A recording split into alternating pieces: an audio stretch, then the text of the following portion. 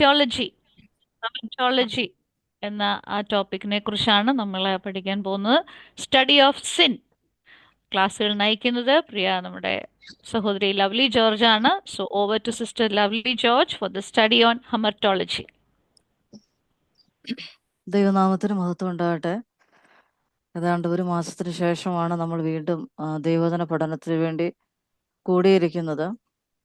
കഴിഞ്ഞ മാസം ഈ വിഷയം എടുക്കണമെന്ന് വിചാരിച്ചിരുന്നെങ്കിലും പെട്ടെന്ന് പനിയും ചുമയും അങ്ങനെ ചില ബുദ്ധിമുട്ടുകൾ ഉണ്ടായതുകൊണ്ട് ആദ്യത്തെ 2 ആഴ്ച അങ്ങനെ പോയി. അപ്പം ഞാൻ വിചാരിച്ചു ഇനി 2 ആഴ്ച കൂടെ അല്ലേ ഉള്ളൂ, എന്നാൽ പിന്നെ ഇതിങ്ങനെ പോട്ടെ, അടുത്ത സബ്ജക്റ്റ് ഡിസംബർ ആദ്യം തുടങ്ങും എന്ന് വിചാരിച്ചാണ് 2 ആഴ്ച കൂടെ നീട്ടി പോയത്. പക്ഷേ ഈ ഈ ഇന്ന് ക്ലാസ് എടുക്കേണ്ട സഹോദരിക്കും പെട്ടെന്ന് ചില അസൗകര്യങ്ങൾ നേരിട്ടത് കൊണ്ടാണ് ഞാൻ ഇതെടുക്കാൻ നിർബന്ധിതയായത്. ഒരു പക്ഷേ ഈ ഒരു മാസം മാത്രമേ ഈ ക്ലാസ് ഉണ്ടാവത്തുള്ളൂ. ഈ 4 ക്ലാസ് കൊണ്ട് 4 ദിവസത്തെ ക്ലാസ് കൊണ്ട് ഇത് കംപ്ലീറ്റ് ചെയ്യണമെന്നാണ് ഞാൻ വിചാരിക്കുന്നത്. ഹെമാഷിയോളജി, ഹെമറ്റോളജി എന്നൊക്കെ ചിലർ പറയും, ഹമാഷിയോളജി എന്നും പറയാറുണ്ട്. ജിൻസി പേടിക്കണ്ട, ഹെമറ്റിയ എന്നൊക്കെ പറയാറുണ്ട്, അതുകൊണ്ട് കുഴപ്പമൊന്നുമില്ല. ഈ 2 പ്രൊണൗൺസിയേഷനും ഉണ്ട്. ഞാൻ കൂടുതലും പറയുന്നത് ഹമാഷിയോളജി എന്നായിരിക്കും, കാരണം നമ്മൾ മലയാളികളാണല്ലോ, അപ്പോൾ ആ ഒരു പദമായിരിക്കും കൂടുതലും ഉപയോഗിക്കുന്നത്. അതുകൊണ്ട് ഹെമറ്റിയോളജി, ഹെമറ്റിയ എന്നൊക്കെ പറയുന്നത് കൊണ്ട് തെറ്റൊന്നുമില്ല. ഓക്കെ, ഇതൊരു പിന്നെ വളരെ ചെറിയൊരു സബ്ജക്റ്റാണ്. ഇപ്പം ഞങ്ങൾ ബൈബിൾ കോളേജിലൊക്കെ പഠിക്കുമ്പോൾ ഒരു സെമസ്റ്റർ എന്ന് പറയുമ്പോൾ 6 മന്ത്സ് ആണല്ലോ. ആ 6 മന്ത്സ് എടുക്കാനുള്ള വിഷയങ്ങളൊന്നും ഇതിലില്ല. പക്ഷേ ഇത് ഏറ്റവും ഗൗരവതരമായ ഒരു വിഷയമാണ്, അല്ലേ?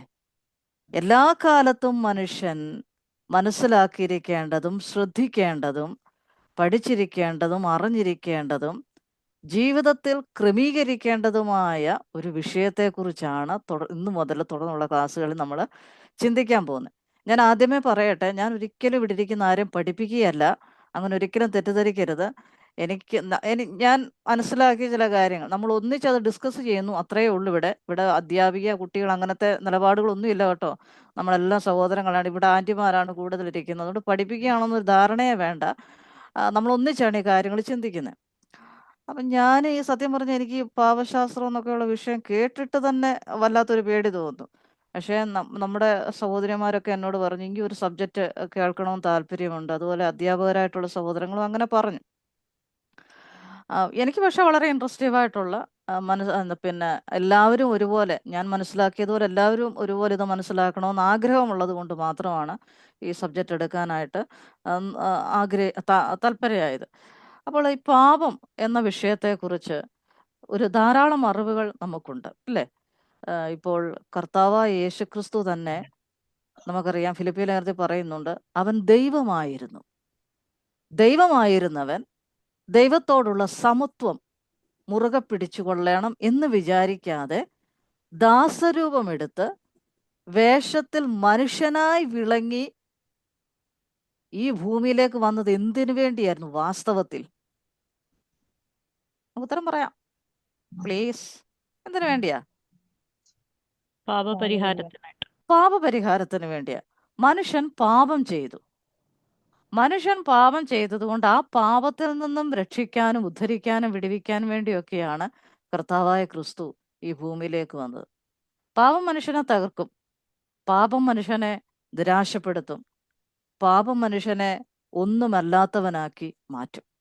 നമ്മൾ ഇന്നു മുതലുള്ള തുടർന്നുള്ള ക്ലാസ്സുകളിൽ എന്താണ് പാപം, ആ പാപത്തിൻ്റെ പരിണതഫലങ്ങൾ എന്തൊക്കെയാണ്, അങ്ങനെയൊക്കെയുള്ള കുറേ കാര്യങ്ങൾ നമ്മൾക്ക് പഠിക്കാനായിട്ടുണ്ട്. അപ്പം അതിനു മുമ്പായിട്ട് എന്താണ് ഈ പാപശാസ്ത്രം അങ്ങനെ ഒരു ശാസ്ത്രമുണ്ടോ? ഒരു ചോദ്യമാണ്, അല്ലേ? ഇപ്പം നമുക്കറിയാം സിസ്റ്റമാറ്റിക് തിയോളജി എന്ന് പറഞ്ഞാൽ പിന്നെ ക്രമീകൃതമായിട്ട് ദൈവത്തിൻ്റെ വചനം പഠിക്കുന്ന ഒരു രീതിയാണ്. അതിന് വ്യവസ്ഥിത ദൈവശാസ്ത്രം എന്നാണ് മലയാളത്തിൽ പറയുന്നത്.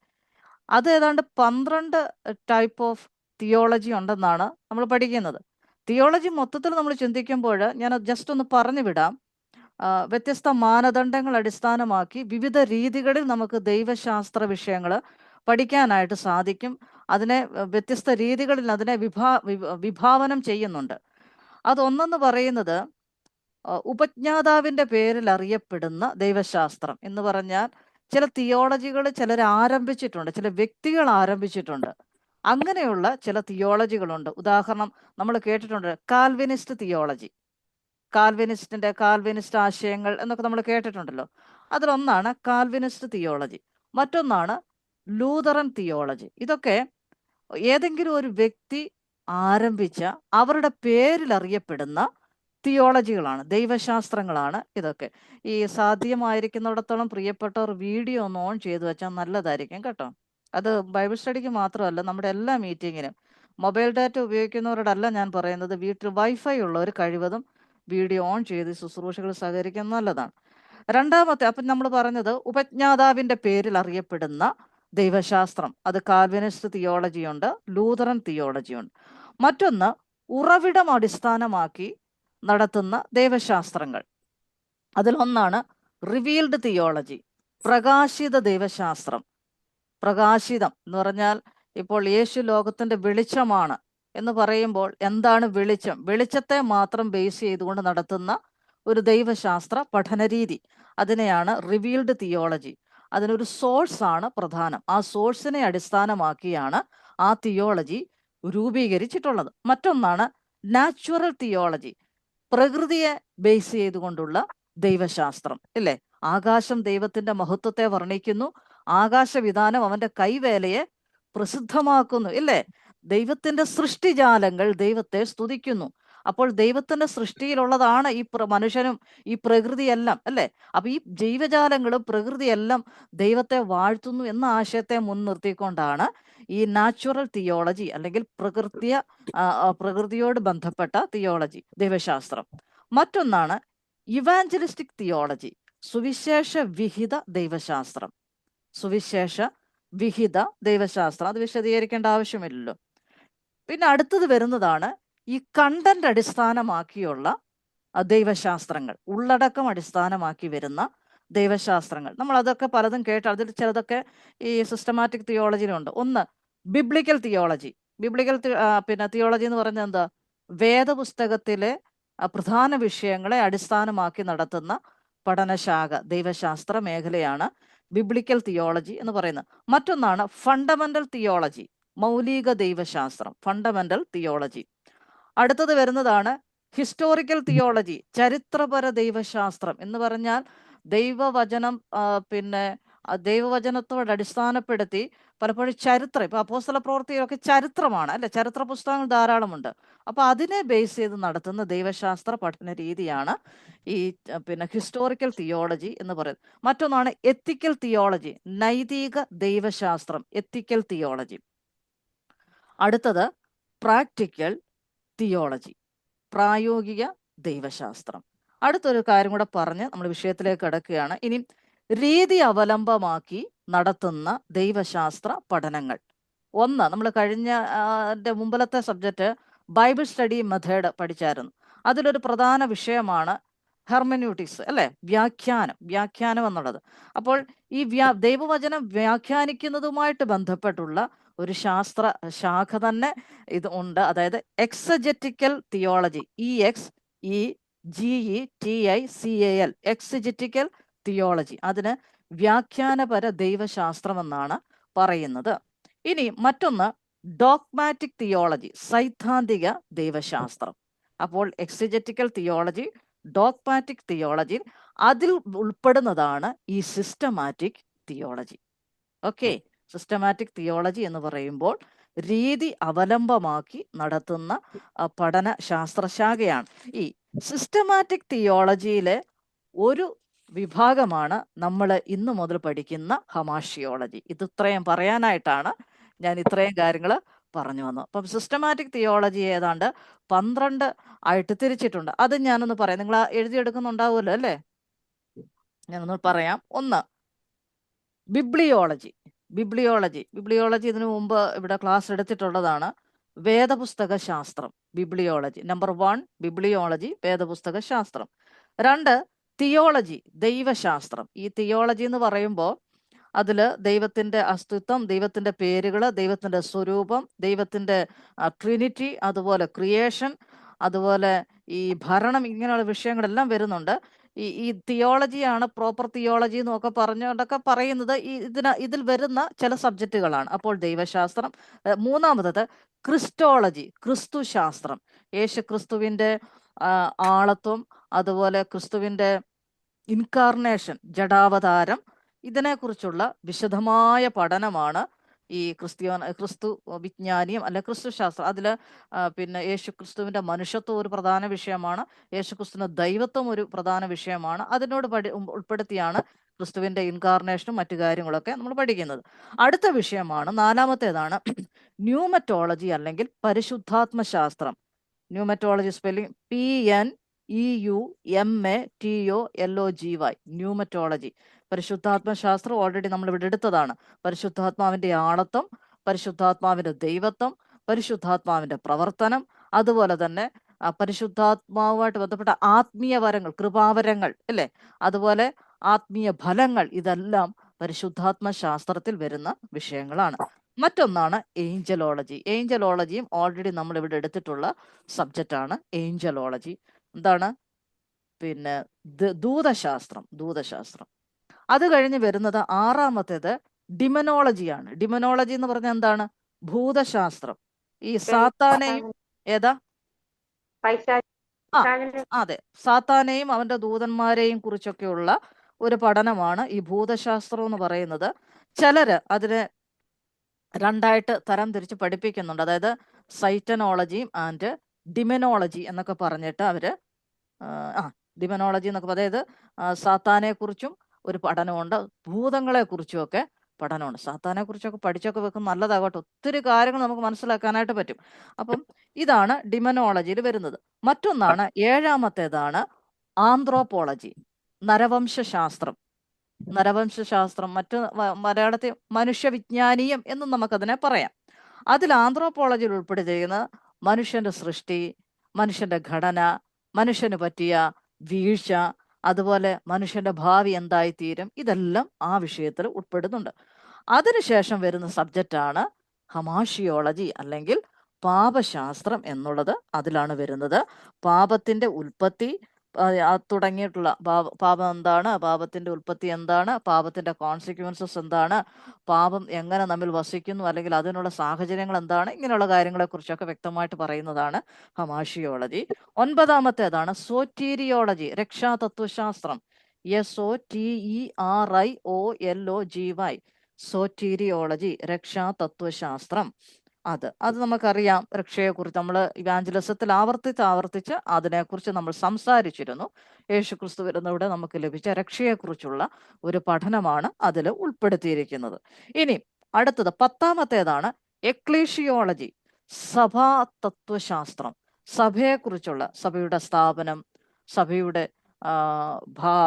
ഭാവം, അതുപോലെ സഭയുടെ സംവിധാനം, സഭയുടെ ദൗത്യം എന്താണ്, സഭയുടെ അനുഷ്ഠാനങ്ങൾ എന്താണ്, ഇങ്ങനെയുള്ള സഭയുടെ ഭാവി എന്താണ്, ഇങ്ങനെയുള്ള വിഷയങ്ങളെ കുറിച്ചെല്ലാമുള്ള പഠനമാണ് ഈ എക്ലീഷിയോളജി. ഇതിനിടയ്ക്ക് വരുന്നൊരു സബ്ജക്റ്റാണ് പിന്നെ നീതിശാസ്ത്രം എന്ന് അതിന് പറയും. മെത്തഡോളജി എന്നാണ് അതിന് പറയുന്നത്. മെത്തഡോളജി അല്ലെങ്കിൽ മോറൽ തിയോളജി എന്നും അതിന് പറയാറുണ്ട്. നീതിശാസ്ത്രത്തിൽ വരുന്നൊരു മറ്റു വിഷയമാണ് മെത്തഡോളജി. ഇപ്പം നീതിശാസ്ത്രത്തിന് നിങ്ങൾ ഇംഗ്ലീഷിൽ മോറൽ തിയോളജി എന്ന് കൊടുത്താൽ മതി കേട്ടോ, മോറൽ തിയോളജി. ഇനി 12ാമത്തെ കാര്യമാണ് എസ്കറ്റോളജി. നമുക്കറിയാം എസ്കറ്റോളജി എന്താണെന്നറിയാം. എന്താണ്? അന്ത്യകാല ശാസ്ത്രം അല്ലെങ്കിൽ യുഗാന്ത്യ വിജ്ഞാനീയം. അത്രയും കട്ടി മലയാളമൊക്കെ എഴുതാൻ ബുദ്ധിമുട്ടാണെങ്കിൽ അതങ്ങ് വിട്ടേര്. പിന്നെ ഭാവികാല ശാസ്ത്രം, അന്ത്യകാല ശാസ്ത്രം എന്നൊക്കെ എഴുതിയാൽ മതി. അപ്പൊ ഇതാണ് പ്രധാനമായിട്ടും 12 തിയോളജികളാണ്, ദൈവശാസ്ത്ര ശാഖയെക്കുറിച്ചാണ് സാധാരണ നിലയിൽ നമ്മുടെ ലിറ്റററി നമ്മളൊക്കെ എഴുതി മനസ്സിലാക്കി പഠിക്കുന്നത്. എന്നാൽ എല്ലാ കാലഘട്ടത്തിലും ഇങ്ങനെയുള്ള ദൈവശാസ്ത്ര പഠനങ്ങൾ രൂപപ്പെടുന്നുണ്ടെന്നുള്ളതാണ് മറ്റൊരു വാസ്തവം. ഇപ്പോൾ കാലിക ദൈവശാസ്ത്രം അടുത്ത സമയത്ത് വളരെ പ്രചാരം നേടിയ ഒരു ദൈവശാസ്ത്ര മേഖലയാണ് കാലിക ദൈവശാസ്ത്രം. കണ്ടംപററി തിയോളജി എന്നതിന് പറയും. സമകാലിക ലോകത്തിലെ വിഷയങ്ങളുമായിട്ട് ബന്ധപ്പെട്ട് അതിനോട് ദൈവവചനത്തെ തുലനം ചെയ്തുകൊണ്ടുള്ള രൂപപ്പെടുത്തിയെടുത്തിട്ടുള്ള ഒരു ശാസ്ത്രശാഖയാണ് കാലിക ദൈവശാസ്ത്രം എന്ന് പറയുന്നത്. അപ്പം നമ്മൾ ഈ ക്രിസ്തീയ സഹോദരി തുടങ്ങിയ സമയത്ത് എനിക്കറിയാൻ മേലാത്തൊരു കാര്യം ഞാൻ ക്രിസ്തീയ സഹോദരി തുടങ്ങിക്കഴിഞ്ഞ് ഞാൻ പഠിച്ചു.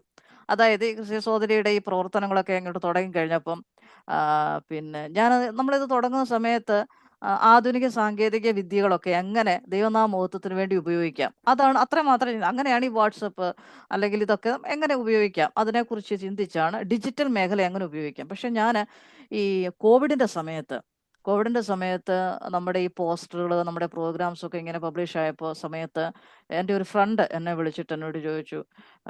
അയാളൊരു തിയോളജി നന്നായിട്ട് ഒരു തിയോളജിയനായിട്ടുള്ളൊരു മനുഷ്യനാണ്. പുള്ളിക്കാരനോട് ചോദിച്ചു, എടീ ലവല്, നീ ചെയ്യുന്ന എന്തൊക്കെയാണെന്ന് നിനക്കറിയാമോ? അപ്പം ഞാനിങ്ങനെ വലിയ കാര്യങ്ങളൊക്കെ പറഞ്ഞു. പക്ഷെ അന്നേരം എന്നോടൊരു കാര്യം പറഞ്ഞു, നീ ചെയ്യുന്നത് മുഴുവൻ സൈബർ തിയോളജിയുടെ ഭാഗമാണെന്ന് പറഞ്ഞു. സൈബർ തിയോളജി അത് ഞാനത് പിന്നെ നെറ്റിലുമൊക്കെ സെർച്ച് ചെയ്ത് അതിനെക്കുറിച്ച് മനസ്സിലാക്കിയപ്പോൾ ഇന്ന് നമ്മൾ കൂടി വരുന്ന ഓൺലൈൻ മീറ്റിങ്ങുകളടക്കം പല സ്ഥലങ്ങളിൽ ഓൺലൈൻ സഭാ കൂടിവരവ് പോലും നടക്കുന്നുണ്ട്. ഇതിനെയെല്ലാം ക്രോഡീകരിച്ചുകൊണ്ടുള്ള ഈ ശാസ്ത്ര സാങ്കേതിക വിദ്യകളിലൂടെ ദൈവനാമ മഹത്വപ്പെടുന്നതിന് വേണ്ടി അന്യോന്യമുള്ള ആത്മീക വർധനവിന് വേണ്ടി നടത്തുന്ന ഈ പ്രോഗ്രാമുകളെ ഈ ശുശ്രൂഷകളെല്ലാം ഉൾപ്പെടുത്തിക്കൊണ്ടുള്ള ഒരു ശാഖയാണ് ഈ സൈബർ തിയോളജി എന്ന് പറയുന്നത്. നോക്കിക്കേ, നമ്മുടെ ദേശത്ത് ഈ പറയുന്ന നെറ്റ് സംവിധാനങ്ങളും ഇന്റർനെറ്റ് സംവിധാനങ്ങളും എല്ലാം വരുന്നതിന് കാലങ്ങൾക്ക് മുമ്പേ ഇങ്ങനെ ഒരു ശാസ്ത്രശാഖ രൂപപ്പെട്ടിരുന്നു. ആ ശാസ്ത്രശാഖയിൽ അന്ന് പറഞ്ഞിരുന്നു, ഇങ്ങനെ ഒരു കാലം ലോകത്തിന് വന്നാൽ എന്ന് പറഞ്ഞാൽ പരസ്യമായിട്ട് പോയി ദൈവാലയങ്ങളിൽ പോയി ദൈവത്തെ ആരാധിക്കാൻ സാധിക്കാത്ത ഒരു സാഹചര്യം വന്നാൽ അന്ന് മനുഷ്യൻ ഇങ്ങനെയൊരു സംവിധാനം ഭൂമിയിൽ ഉണ്ടാവും എന്ന് മനസ്സിലാക്കി അതിനെക്കുറിച്ചൊരു ദീർഘവീക്ഷണത്തോടെ ചില ദൈവദാസന്മാര് രൂപപ്പെടുത്തിയെടുത്ത ഒരു ശാസ്ത്ര വിഷയമാണ് ഈ സൈബർ തിയോളജി എന്ന് പറഞ്ഞ്. ഞാൻ ഓർക്കുകയായിരുന്നു, ദൈവം ഓരോ കാലഘട്ടത്തിലും ഈ സൂമിനെ കുറ്റം പറയുന്നവരുണ്ട്, അല്ലെങ്കിൽ ഇങ്ങനെയുള്ള സംവിധാനങ്ങളൊക്കെ ഉപയോഗിക്കുന്നതിനെ ഭയങ്കരമായിട്ട് കുറ്റം പറയുന്നവരെ എനിക്കറിയാം. എൻ്റെ നേരെ കുറ്റം പറഞ്ഞിട്ടുള്ള ഒത്തിരി പേരുണ്ട്. പക്ഷെ ഞാൻ ചിന്തിക്കുന്ന ഒരു കാര്യം, എത്രയോ കാലങ്ങൾക്ക് മുമ്പ്, ഒരുപക്ഷെ ഈ ഓൺലൈനൊക്കെ ഇത്ര ഇൻ്റർനെറ്റൊക്കെ സജീവമാകുന്നതിന് കാലങ്ങൾക്ക് മുമ്പ് തന്നെ ഇങ്ങനെയൊരു കാലമുണ്ട് എന്ന് മുന്നിൽ കണ്ടുകൊണ്ട് ചില ദേവദാസന്മാരുടെ ഉള്ളിൽ അങ്ങനെ ഒരു പ്രകാശനം ലഭിക്കുകയും അവര് ഇങ്ങനെ ഒരു പഠന ശൃംഖല രൂപപ്പെടുത്തിയെടുക്കുകയും ചെയ്തു. ഞാൻ പറഞ്ഞതിൻ്റെ സാരം എന്താണെന്ന് ചോദിച്ചാൽ, നമ്മൾ ചെയ്യുന്ന എല്ലാ വിഷയത്തിൻ്റെയും പിന്നിൽ ദൈവത്തിന് ഒരു പ്രത്യേക പദ്ധതിയുണ്ട്. ഇന്ന് രാത്രികാലം നമ്മളിവിടെ ഇരിക്കുന്നതിൻ്റെ പിന്നിലും ദൈവത്തിനൊരു പ്രത്യേക പദ്ധതിയുണ്ട്, ഇല്ലേ? ദൈവത്തിൻ്റെ പദ്ധതി പ്രകാരമാണ് നമ്മളെല്ലാവരും ആ ദൈവത്തിൻ്റെ സന്നിധിയിൽ കൂടി വന്നിരിക്കുമ്പോൾ അതിനേക്കാൾ വലിയൊരു ദൈവിക പദ്ധതി ദൈവം നമുക്ക് വേണ്ടി ചെയ്തു. എന്താണ്? തൻ്റെ സ്വന്തം പുത്രനെ ഈ ലോകത്തിലേക്ക് അയച്ച് നമ്മൾ വരുത്തി വെച്ചത്, നമ്മുടെ പിതാക്കന്മാർ ആദി പിതാവായ ആദാമും ഹൗവയും വരുത്തി വെച്ച ആ പാപത്തിന് പരിഹാരം വരുത്തിക്കൊണ്ട് നമ്മെ എല്ലാവരെയും അവിടുത്തെ രാജ്യത്തിൽ തമ്പുരാൻ ആക്കി വെച്ചിരിക്കുന്നതിന് പിന്നിലെ ദൈവത്തിൻ്റെ ആ സ്നേഹത്തെ ഈ സന്ധ്യാവേള നമ്മളൊന്ന് ഓർക്കുന്നത് നല്ലതാണ്. ദൈവത്തിന് നമ്മളെക്കുറിച്ചുള്ള അളവറ്റ ദൈവത്തിൻ്റെ ആ പദ്ധതി പ്രകാരമാണ് നമ്മൾ ഇന്ന് രാത്രികാലമായിരിക്കുന്നത്. ഇത്രയും പറഞ്ഞ് ഞാൻ എൻ്റെ ആമുഖം ഇവിടെ നിർത്തുകയാണ്. എനിക്കറിയാം ഒത്തിരി കൂടിപ്പോയെന്ന് എനിക്കറിയാം, പക്ഷേ ഇത്രയും പറയാതെ എനിക്ക് ഈ വിഷയത്തിലേക്ക് വരാനായിട്ട് സാധിക്കത്തില്ല. അതുകൊണ്ടാണ്. അപ്പോൾ നമ്മുടെ വിഷയം പാപശാസ്ത്രം, പാപത്തെക്കുറിച്ചുള്ള പഠനമാണ് ഇനിയുള്ള ദിവസങ്ങൾ നമ്മൾ നടത്തുന്നത്. അപ്പോൾ അതിൻ്റെ പ്രധാന വിഷയങ്ങൾ എന്തൊക്കെയാണ് നമ്മളത് ഉൾപ്പെടുത്താൻ പോകുന്നത്? ഞാൻ ഒരു 7 കാര്യങ്ങൾ ഇവിടെ പറയാം. പക്ഷേ ഈ ഓർഡറിൽ തന്നെയാണോ ഇനി വരുന്ന ദിവസങ്ങളെ ക്ലാസ്സുകൾ പോകുന്നത് എന്നെനിക്കറിയില്ല. എങ്കിൽ പോലും ഞാനൊന്ന് പറയാം. 1, പാപശാസ്ത്രം, പ്രധാന വിഷയങ്ങൾ. നിങ്ങൾക്ക് അങ്ങനെ വേണമെങ്കിൽ ഹെഡിങ് കൊടുക്കാം. ഇതിന് നോട്ട് തരത്തില്ല കേട്ടോ. നിങ്ങൾ ഈ നോട്ടൊക്കെ എഴുതിയെടുത്ത് വേണം പരീക്ഷ എഴുതാൻ. ഓക്കെ. 1, പാപത്തിൻ്റെ ആരംഭം. ഹലോ ഹലോ യെസ്, എന്നെ കാണാമോ നിങ്ങൾക്ക്? ആ, കാണാം കാണാം. നിങ്ങളെ ആരെയും എനിക്ക് കാണത്തില്ലായിരുന്നു. അപ്പോൾ ഒന്നാമത്തെ പാപത്തിൻ്റെ ആരംഭം. രണ്ടാമത്തേത് പാപത്തിൻ്റെ പരിണിത ഫലങ്ങൾ. കിട്ടിയോ? കോൺസിക്വൻസസ് ഓഫ് സിൻ അല്ലേ? Consequences of sin. മൂന്നാമത്തേത് പാപത്തിൻ്റെ ശിക്ഷ.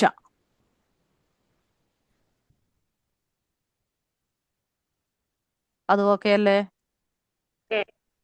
ഓക്കെ. നാലാമത്തേത് പാപത്തിന്റെ പരിഹാരം. പാപത്തിന്റെ പരിഹാരം.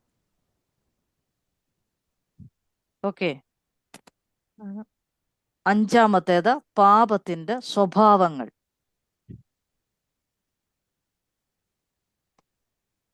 കിട്ടിയോ? പാപത്തിന്റെ 6 പാപത്തോടുള്ള സമീപനം. പാപത്തോടുള്ള സമീപനം. അടുത്തത് പാപത്തോടുള്ള ദൈവത്തിന്റെ ഇടപെടൽ. പാപത്തോടുള്ള ദൈവത്തിന്റെ ഇടപെടൽ. ഒരു മിനിറ്റ്. ആ. Beginning of sin, consequences of punishment of sin, പാപത്തിന്റെ പരിഹാരം. ആ. നെക്സ്റ്റ് പോയിന്റ് എന്തായിരുന്നു? സ്വഭാവങ്ങൾ. പാപത്തിന്റെ സ്വഭാവങ്ങൾ. സ്വഭാവം. നേച്ചർ അല്ലേ അത്? ആ. നേച്ചർ. ക്യാരക്ടറിസ്റ്റിക് എന്ന് വേണേൽ കൊടുക്കാം.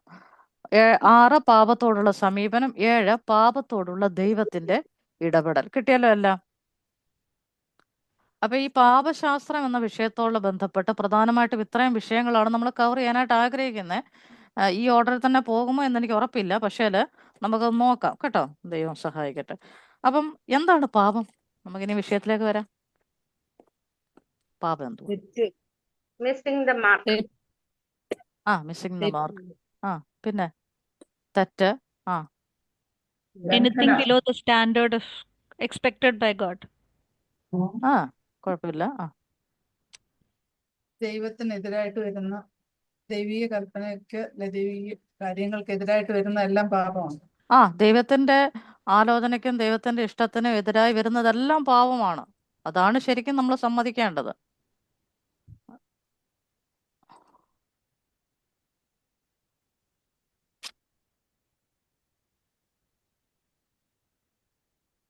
ഒരു മിനിറ്റ്, എനിക്കിവിടെ എന്തൊക്കെയോ പ്രശ്നങ്ങളുണ്ടാകും. അപ്പം ഇതൊക്കെയാണ് പാപം. പാപം എന്ന വാക്ക് 736 പ്രാവശ്യമാണ് ബൈബിളിൽ പറഞ്ഞിട്ടുള്ളത്. പാപം എന്ന വാക്കിനെ കുറിച്ച് 736 പ്രാവശ്യം ദൈവത്തിന്റെ വചനത്തിൽ പറയുന്നുണ്ട്. പാപം എന്ന വാക്കിന് ബൈബിൾ നൽകുന്ന 8 അർത്ഥങ്ങൾ, അതിനെക്കുറിച്ച് ഞാൻ വിശദീകരിക്കാം.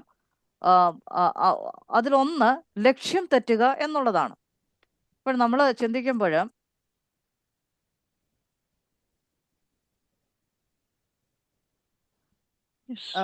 എന്താണ് പാപം, എങ്ങനെയാണ് പാപം മനുഷ്യന്റെ ഇടയിൽ വന്നത്, പാപത്തോടുള്ള നമുക്കുള്ള മനോഭാവം എന്താണ് പാപത്തിനുള്ള പരിഹാര മാർഗം, ഇതെല്ലാം നമ്മൾ ഈ വേദപുസ്തക സത്യങ്ങളുടെ അടിസ്ഥാനത്തിൽ നമ്മൾ പഠിക്കും.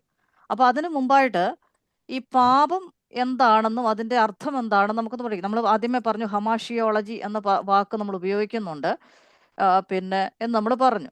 അതുപോലെ പാപത്തെക്കുറിച്ചുള്ള ഉപദേശം എന്ന് പറയുമ്പോൾ ക്രൈസ്തവ വിശ്വാസത്തിന്റെ അടിസ്ഥാനത്തിൽ വളരെ പ്രധാനപ്പെട്ടതാണ്, ഇല്ലേ? എല്ലാ മതവിഭാഗങ്ങളും എല്ലാ മതഗ്രന്ഥങ്ങളിലും പാപത്തെക്കുറിച്ചും അല്ലെങ്കിൽ അതിൻ്റെ മോക്ഷം എന്താണെന്നോ മോക്ഷപ്രാപ്തി എന്താണെന്നോ ഉള്ള കാര്യങ്ങളെക്കുറിച്ചൊക്കെ പരാമർശിക്കുന്നുണ്ട്. എന്നാൽ ക്രൈസ്തവരെ സംബന്ധിച്ചിടത്തോളം അവരുടെ വിശ്വാസ സംഹിത അനുസരിച്ച് പാപത്തെക്കുറിച്ചുള്ള ഉപദേശം വളരെ വിലപ്പെട്ടതാണ്. കാരണം മനുഷ്യന്റെ ആത്യന്തികമായ പ്രശ്നം എന്താണെന്നുള്ളത് ബൈബിൾ വ്യക്തമായിട്ട് ചൂണ്ടിക്കാണിക്കുന്നത് എന്താണ്? പാപമാണെന്നാണ് ചൂണ്ടിക്കാണിക്കുന്നത്. മറ്റേതെങ്കിലും ഒരു പിന്നെ തിയറി ആ രീതിയിൽ സംസാരിക്കുന്നുണ്ടോ എന്ന് നമുക്കറിയത്തില്ല. പക്ഷേ ദൈവത്തിന്റെ വചനം വളരെ വ്യക്തമായിട്ട് പറയുന്നത് മനുഷ്യന്റെ ഏറ്റവും വലിയ പ്രശ്നം അത് പിന്നെ പാപമാണെന്ന് ഉള്ളത് തന്നെയാണ്. എന്നാൽ യേശുക്രിസ്തുവിലൂടെയുള്ള വീണ്ടെടുപ്പ് മനുഷ്യന്റെ പാപവുമായിട്ട് ഏറ്റവും ബന്ധപ്പെട്ടിരിക്കുന്നു. അത് ഞാൻ ആദ്യമേ പറഞ്ഞു, ഇല്ലേ? കർത്താവായ ക്രിസ്തു ദൈവമായിരിക്കെ ആ ഒരു ദൈവം എന്ന പദവിയൊക്കെ കളഞ്ഞിട്ട് ഈ താണലോകത്തിലേക്ക് ഇറങ്ങി വെറും മനുഷ്യനായിട്ട് വന്നിറങ്ങിയ ആ ഇറക്കം, അപ്പൊ അതെന്തുകൊണ്ടാണ് വന്നത്? മനുഷ്യന്റെ പാപം നിമിത്തം സംഭവിച്ച കാര്യമാണ്, അല്ലേ? അപ്പോൾ അങ്ങനെ വരുമ്പോൾ പാപത്തിൽ നിന്നും അതുമൂലം പിശാചിന്റെ അടിമത്തത്തിൽ നിന്നും പാപത്തിന്റെ ശിക്ഷയിൽ നിന്നുമൊക്കെ യേശുക്രിസ്തുവിന്റെ മരണം മൂലം ഒരു വലിയ വിടുതൽ ലഭിക്കുകയുണ്ടായി. അപ്പം നമ്മൾ അതിനു മുമ്പായിട്ട് ആ വിഷയത്തിലേക്കൊക്കെ വരുന്നതിന് മുമ്പ് മറ്റൊരു വിഷയം പറയാനുള്ളത്, ഈ ഗ്രീക്ക് ഭാഷയിലെ ഹമാഷിയ HAMARTIA ഈ പദത്തിൽ നിന്നുമാണ് എബ്രായ ഭാഷയിലെ ഹറ്റ HATA എന്ന പദത്തിൽ നിന്നും ആണ് പാപം എന്ന പദം ഉണ്ടായിരിക്കുന്നത്. അപ്പോൾ അത് നമുക്കൊന്ന് പറയാം. അതായത് ഈ ഹമാഷിയ എന്ന പദം, എബ്രായ ഭാഷയിലെ ഹമാഷിയ, അത് കുറച്ചുകൂടെ നമ്മളൊന്ന് ചുരുക്കിയാൽ എബ്രായ ഭാഷയിലെ ഹറ്റ, HATA, ആ പദത്തിൽ നിന്നുമാണ് ഈ ഒരു വാക്ക് ഉണ്ടായിരിക്കുന്നത് എന്നാണ് പറയുന്നത്. അതായത് ഈ ഗ്രീക്ക്, നമുക്കറിയാമല്ലോ, പഴയ നിയമവും പുതിയ നിയമവും ഒക്കെ ഗ്രീക്ക് എബ്രായ ഭാഷകളിലാണ് എഴുതപ്പെട്ടിരിക്കുന്നത്. അപ്പം അതിൻ്റെ അടിസ്ഥാനത്തിൽ ചിന്തിക്കുമ്പോൾ ഈ പഴയ നിയമ കാലഘട്ടത്തിൽ ഉള്ള, അല്ലെങ്കിൽ ഗ്രേക്കരുടെ ഒക്കെ ഇടയിലുള്ള ഒരു സംഭവം എന്ന് പറയുന്നത്, ഇതൊരു കായിക വിഷയത്തോട് ചേർത്ത് നിർത്തിയാണ് അവർ ഈ വിഷയത്തെ വിവരിക്കുന്നത്. എന്ന് പറഞ്ഞാൽ പാപം എന്ന വിഷയത്തെ അവർ വിവരിക്കുന്നത്. ഈ അവർക്കിടയിൽ ഒരു മത്സരം അവർ നടത്തുമായിരുന്നു. അതായത് ഈ അമ്പ് അല്ലെങ്കിൽ കുന്തമൊക്കെ ഉപയോഗിച്ച് ഈ ഗോൾഡൻ കളറിലുള്ള ഒരു വട്ടത്തിലുള്ള ഒരു സാധനം ഫിറ്റ് ചെയ്തിട്ട് അവിടെയൊക്കെ ഇതെയ്യുമ്പോൾ അത് കറക്റ്റ് ഈ പിന്നെ ഗോൾഡൻ കവറിങ് ഉള്ള അതിന് നടുക്ക് ചെന്ന് ഈ അമ്പോ കുന്തമോ ചെന്ന് പതിക്കുകയാണെങ്കിൽ അവരതിൽ വിജയിച്ചു എന്നാണ് അർത്ഥം. അതായത് ഈ ഹമാഷിയ എന്ന വാക്കിന് അവർ കൊടുക്കുന്ന മീനിങ് ആണ് ഞാനീ പറയുന്നത്. അത് ചെന്ന് പതിക്കുകയാണെങ്കിൽ അത് അവർ വിജയിച്ചു എന്ന അർത്ഥം. എന്നാൽ അവരത് പിന്നെ അത് അവിടെ ചെന്ന് കറക്റ്റ് സ്ഥാനത്ത് കൊള്ളുന്നില്ലെങ്കിൽ അവർ മനസ്സിലാക്കുന്നൊരു കാര്യം, ദിശ മാറി എന്നാണ് അവര് സമ്മതിക്കുന്നത്. എന്താണ്? ദിശ മാറി മാത്രമല്ല, പിന്നീട് അങ്ങോട്ട് സംഭവിക്കുന്ന എന്നാ ചോദിച്ചാൽ, ദിശ മാറി ഇവർ സഞ്ചരിക്കുക കൂടാണ് ചെയ്യുന്നത്. അതായത് നമ്മളിപ്പോൾ ഒരു വഴിക്ക് യാത്ര തുടങ്ങിയേച്ച് നമ്മൾ പോകുന്ന ആ വഴിയെ തന്നെ നമുക്ക് നമ്മുടെ തിരിച്ച് നമ്മുടെ വീട്ടിലെത്താനായിട്ട് സാധിക്കും. പക്ഷേ ദിശ മാറി സഞ്ചരിക്കുക എന്ന് പറയുമ്പോൾ ആ ശരിയായിട്ടുള്ള വഴിക്ക് നമ്മൾ പോകുന്നിടത്തു നിന്ന് ദിശ മാറി വേറെ എങ്ങാണ്ടൊക്കെയോ നമ്മൾ വഴി തിരിഞ്ഞു പോയി, അങ്ങോട്ടും പോയി ഇങ്ങോട്ടും പോയി മറുവഴി ചാടി വേറൊരു വഴി എന്ന് പല വഴികളിൽ അവസാനം എന്ത് ചെയ്യും? പെരുവഴിയിലായിരിക്കും ചെന്ന് അവസാനിക്കുന്നത്.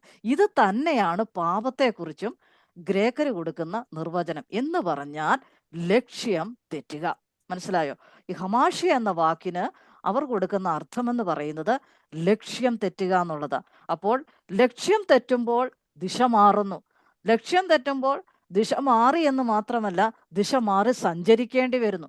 ദിശ മാറി സഞ്ചരിക്കുന്നു എന്ന് മാത്രമല്ല, ഒരിക്കലും തിരിച്ചു വരാൻ കഴിയാത്ത വിധം, മനസ്സിലായില്ലേ, അവർ വലിയ ആപൽക്കരമായ ഘട്ടത്തിലേക്ക് ചെന്ന് അവരുടെ ജീവിതം നിപതിക്കുന്നു. ആ രീതിയിലാണ് അവരിത് പിന്നെ വ്യാഖ്യാനിക്കുന്നത്. വാസ്തവത്തിൽ എത്രയോ അർത്ഥവത്തായ ഒരു കാര്യമാണ് അല്ലേ? പാപം ചെയ്ത് ദൈവതേജസ് നഷ്ടപ്പെടുത്തിയത് നിമിത്തമാണ് മനുഷ്യൻ ഇത്രയും അധികം പിന്നെ പ്രതിസന്ധികളിലേക്ക് പോയത് ഇല്ലേ? പക്ഷെ അതിന് പരിഹാര കർത്താവ് വരുത്തിയെങ്കിൽ പോലും ആ പാപം നിമിത്തമാണ് മനുഷ്യൻ ഇത്ര. കാരണം പാപം നിമിത്തം ആദാമിന് സംഭവിച്ചത് എന്തെല്ലാമാണ്, ഹവ്വയ്ക്ക് സംഭവിച്ചത് അതൊക്കെ നമ്മൾ പിന്നീട് വരുന്ന ക്ലാസ്സുകൾ പഠിക്കുന്നുണ്ട്. അപ്പോൾ ദിശ മാറുന്നു, ലക്ഷ്യം മാറുന്നത് കൊണ്ട് ലക്ഷ്യസ്ഥാനത്തെത്താൻ കഴിയാതെ പിന്നെ സ്വന്തം വഴികളിൽ ഊതി നടക്കുന്ന ഒരു സാഹചര്യം ഉണ്ടാകുന്നു. അതാണ് ഈ പാപം എന്ന വാക്ക്, അല്ലെങ്കിൽ ഹമാഷിയ എന്ന വാക്കിന് കൊടുക്കുന്ന ഒരു അർത്ഥതലമെന്ന് പറയുന്നത്. അപ്പോൾ ലക്ഷ്യം തെറ്റുന്നതിനെയാണ് പാപം എന്ന വാക്കുകൊണ്ട് അർത്ഥമാക്കുന്നത്. ഇനി ഒന്നാമത് ലക്ഷ്യം തെറ്റുക എന്നുള്ളതാണ്. രണ്ടാമത് ദൈവത്തിന്റെ വചനത്തിൽ പാപം എന്ന വാക്കിന് നൽകുന്ന ചില അർത്ഥങ്ങൾ. ഒന്ന്, ലക്ഷ്യം തെറ്റുക. രണ്ട്, മത്സരം പാപമാണോ? അതെ. ഒരു ഉദാഹരണം പറയാമോ? ശൗൽ മത്സരിച്ചു. ആരോട്? ഇസ്രായേൽ മക്കൾ. ഇസ്രായേൽ മക്കൾ മത്സരിച്ചു. ആരോട്? ദൈവത്തോട്.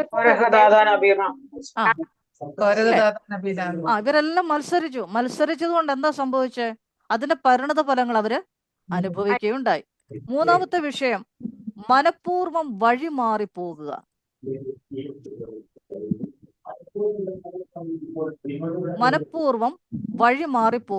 ഇത്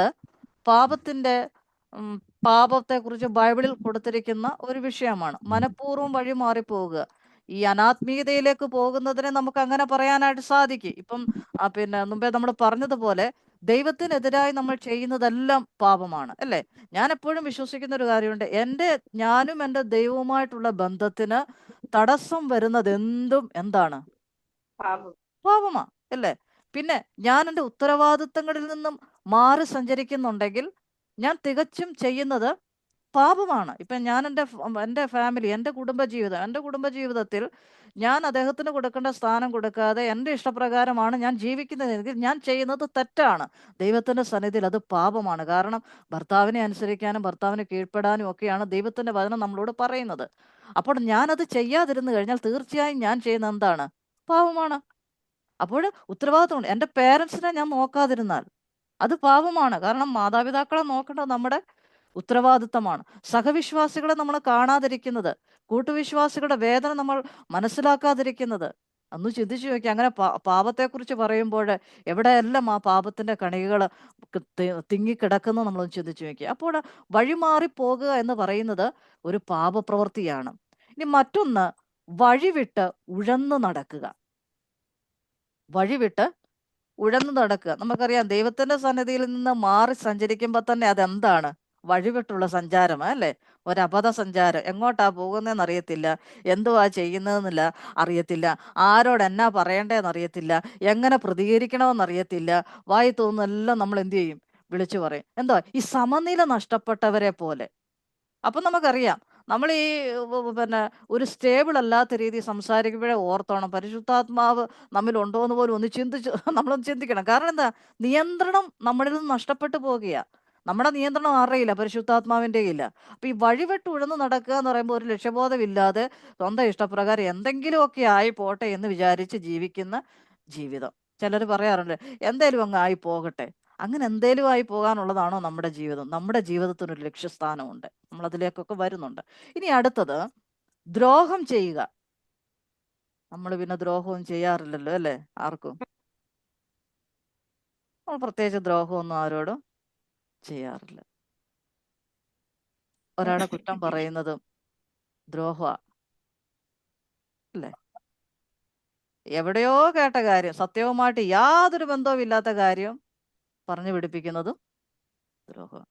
ഒന്നും ചെയ്തില്ലേലും ഒരു നല്ല വാക്ക് പറയാനായിട്ട് നമ്മളെ കൊണ്ട് സാധിക്കണം അല്ലേ? ആരെക്കുറിച്ചേലും നമ്മളോടൊന്ന് അന്വേഷിക്കുമ്പോൾ എന്തുമായി പോട്ടെ, അവരെക്കുറിച്ച് വളരെ പോസിറ്റീവായിട്ട് നമുക്ക് സംസാരിക്കാനായിട്ട് സാധിക്കണം. ഇല്ല, നമുക്കറിയാവുന്ന അറിവുകൾ മുഴുവനാണ് നമ്മൾ അങ്ങോട്ട് കൊടുക്കുന്നതെങ്കിൽ നമ്മൾ അവരോട് ചെയ്യുന്നത് അങ്ങേയറ്റത്തെ ദ്രോഹമാണ്. അപ്പോൾ അതിന് നമ്മൾ പറയുന്ന ന്യായമുണ്ട്. ഞാനതിന് കള്ളമൊന്നും പറഞ്ഞില്ലല്ലോ, ഇല്ലേ? ഞാനതിന് തെറ്റൊന്നും പറഞ്ഞില്ലല്ലോ. നമുക്ക് ചെയ്യാൻ പറ്റുന്ന ഉപകാരങ്ങൾ എന്താ വെച്ചാൽ അത് നമ്മൾ ചെയ്യണം. ദ്രോഹം ചെയ്യരുത്.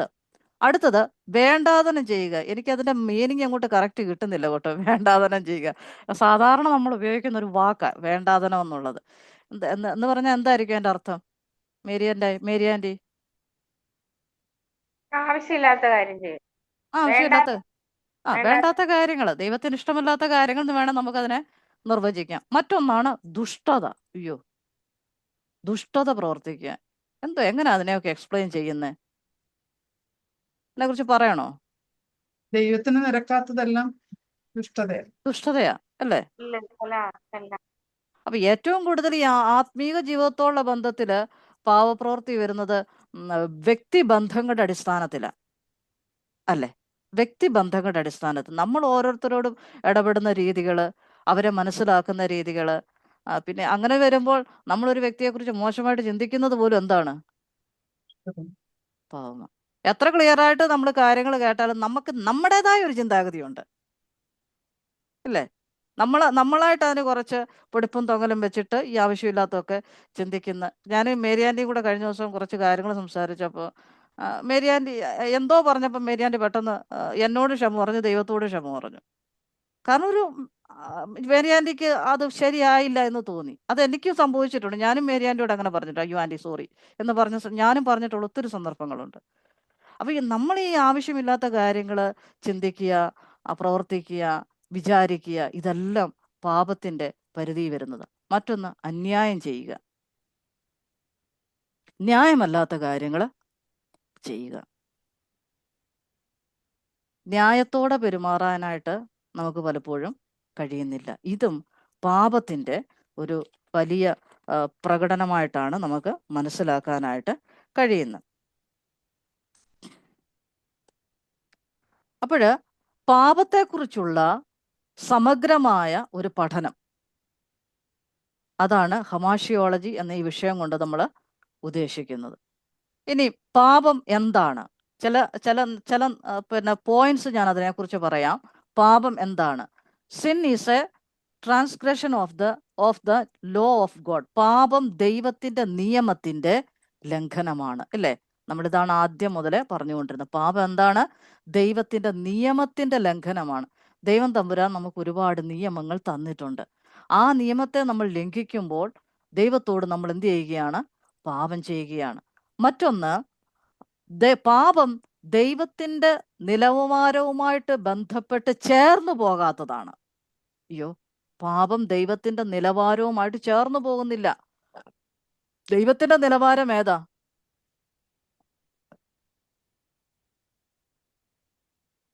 ഹോളിനെസ്.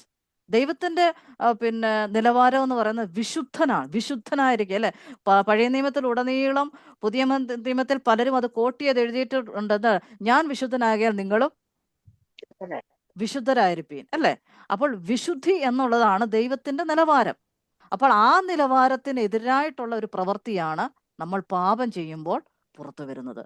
നമ്മളെ എഫെസ്യർക്ക് എഴുതിയ ലേഖനം 1-ാം അധ്യായം അതിന്റെ 2-ാം വാക്യത്തിലാണ് തോന്നുന്നു ഇങ്ങനെ പറയുന്നില്ല, നാം തന്റെ സന്നിധിയിൽ വിശുദ്ധരും നിഷ്കളങ്കരുമാകേണ്ടതിന് അവൻ നമ്മെ വിളിച്ചു. എപ്പോ വിളിച്ചു?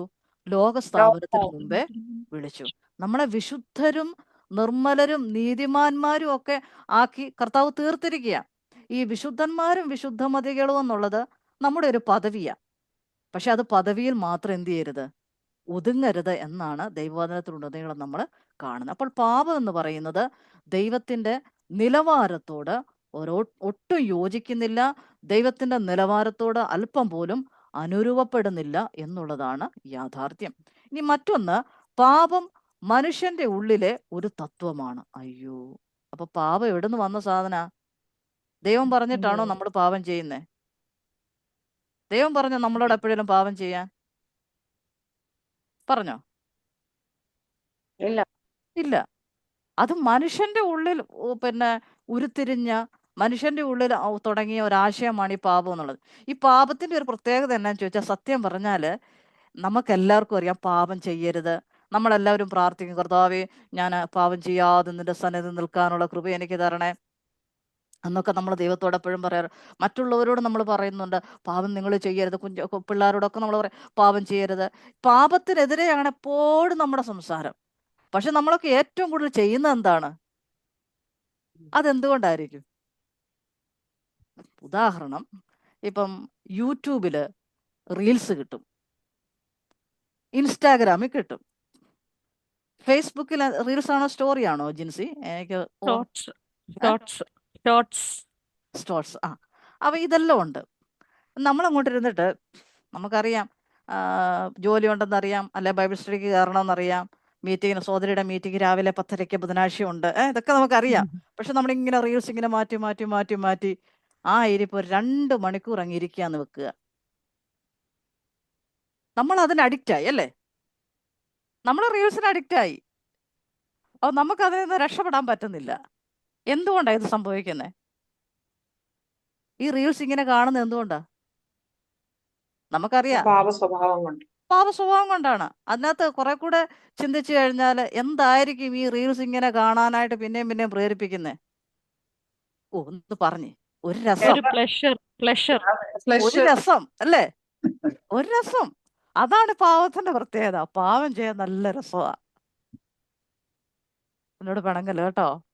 പാപം ചെയ്യാൻ നല്ല രസമാ.